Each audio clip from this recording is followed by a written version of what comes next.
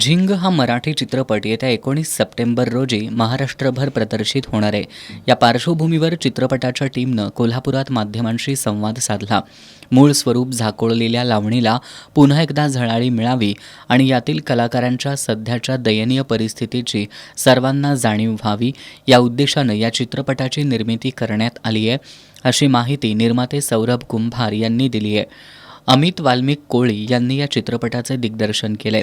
निर्माते सौरभ कुंभार यांनी तमाशाचा फड उभं करण्याचं वडिलांचं अपूर्ण राहिलेलं स्वप्न पूर्ण करण्यासाठी धडपडणाऱ्या किसना या तरुणाचा संघर्ष या चित्रपटातून दाखवण्यात आल्याचं सांगितलं. अभिनेत्री आणि लावणी कलाकार तेजल शिंदे यांनी आपल्या भूमिकेविषयी माहिती दिली.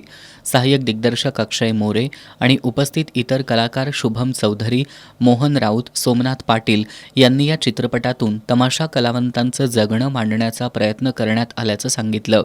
चित्रपटात अभिनेता शशांक शेंडे यांच्यासारख्या कसलेल्या कलाकारासह रोहित चव्हाण, निकिता सुरेश, केतन पवार, उमेश बोलके, मंजुषा खेत्री या नवोदित कलाकारांनी या चित्रपटात भूमिका साकारल्याचं सांगितलं. मनोरंजनासह वास्तवाच्या दुनियेत घेऊन जायला भाग पाडणारा हा चित्रपट सर्वांनी आवर्जून पाहावा असं आवाहन चित्रपटाच्या टीमनं केलंय.